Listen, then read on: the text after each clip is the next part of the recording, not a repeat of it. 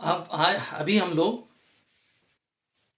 औपनिवेशिक काल में भवन निर्माण की विभिन्न शैलियों के बारे में पढ़ रहे हैं, जिसमें हमने 2 शैलियाँ, एक नवशास्त्रीय शैली और दूसरी नवगाथिक शैली, 2 के बारे में जानकारी प्राप्त कर ली।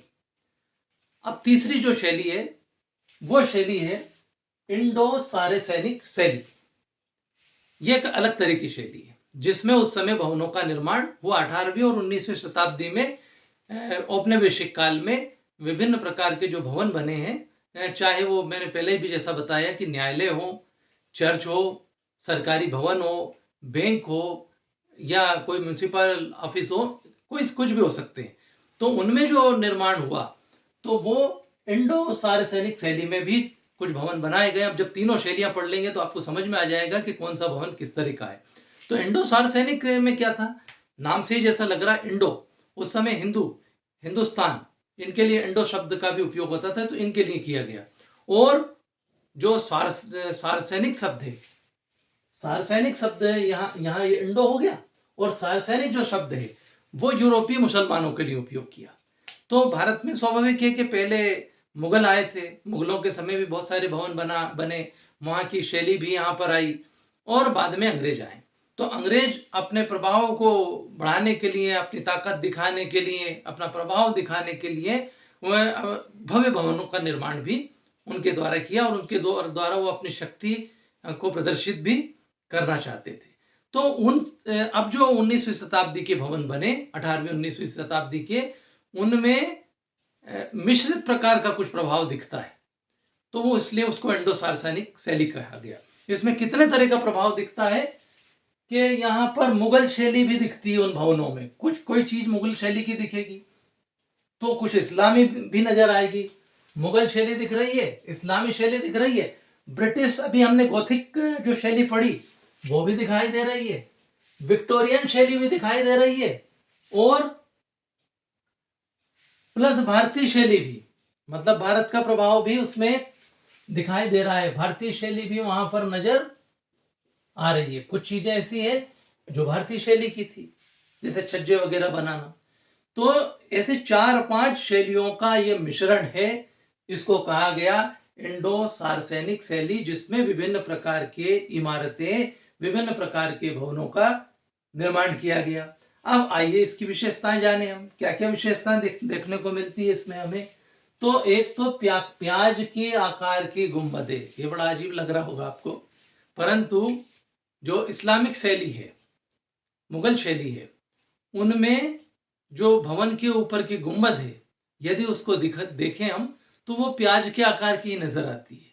तो बहुत सारे ऐसे भवन बनाए गए जिनकी गुंबदें प्याज के आकार की है, तो वो शैली कहाँ की नजर आ रही है हमें, उसमें इस्लामिक शैली का प्रभाव है। तो ये एक विशेषता हो गई।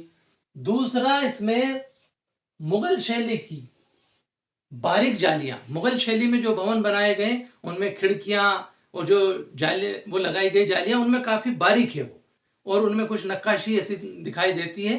तो दूसरी विशेषता क्या नजर आ रही है हमें यहाँ पर, कि वो बारीक जालियां हैं। तीसरी, नुकीली मेहराब।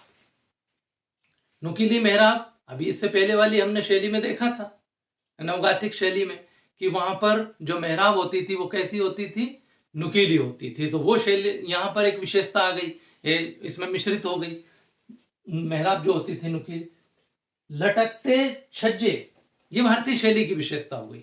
भारतीय शैली में क्या करते हैं हम, कि जो छज्जे बनाते हैं, छज्जे बनाए जाते हैं खिड़कियों के ऊपर, दरवाजे के ऊपर, इस तरह से, तो वो जो छज्जे थे वो ऐसे लटकते से हुए प्रतीत होते हैं। वो भारतीय शैली की एक विशेषता यहाँ पर देखने को मिलती है। हम विशेषताएं पढ़ रहे हैं इंडो सार्वजनिक शैली की, कि जिसमें 4-5 शैलियों की विशेषता हमें देखने को मिलती है।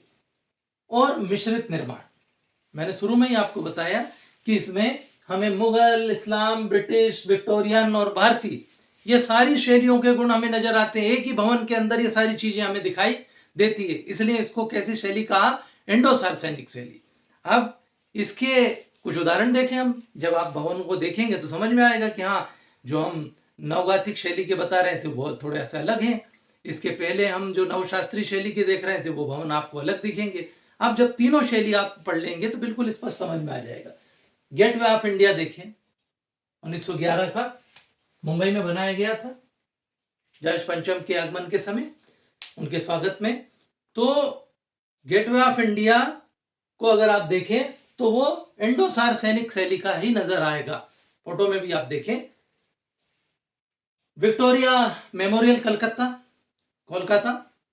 विक्टोरिया मेमोरियल को अगर आप देखें तो ये सारी विशेषताएं उसमें नजर आएगी आपको जो मैं बता रहा हूं। होटल ताज मुंबई प्रसिद्ध है और ये भारतीयों की तरफ से के द्वारा बनाया गया, टाटा के द्वारा बनाया गया। तो ये विक्टोरिया मेमोरियल या गेटवे ऑफ इंडिया, तो होटल ताज जो मुंबई का है वो एक तरह से उनको दिखाने के लिए है कि हम भी बहुत अच्छी रचनाएं, हम भी बहुत अच्छे भवन बना सकते हैं, चैलेंज की तरह है। दिल्ली कॉलेज इंदौर, अगर मध्य प्रदेश में देखें, दिल्ली कॉलेज जो कि उस समय का बड़ा प्रसिद्ध कॉलेज हुआ करता था। राजा रजवाड़ों के बच्चे, राजाओं के, जागीरदारों के, इनके लिए कॉलेज बनाया गया था वो अभिजात वर्ग के लिए। तो दिल्ली कॉलेज इंदौर इसी शैली का है। यदि आप मद्रास का उच्च न्यायालय देखेंगे तो मद्रास का उच्च न्यायालय भी इसी इंडो-सार सैनिक शैली का नजर आता है। तो हमने तीनों शैली पढ़ी, नवशास्त्रीय शैली, नवगाथिक शैली और इंडो-सार सैनिक शैली। इनकी तीनों की विशेषताएं पढ़ी, आपको उसके उदाहरण मैंने बताए। अब जब आप कभी इनके फोटो देखें, भ्रमण करें, इनका अवलोकन करें, तो आपके दिमाग में आएगा, या सोचें कि हम होटल ताज को देख रहे हैं तो क्या शैली है, क्या क्या विशेषताएं हमें इसमें नजर आ रही है।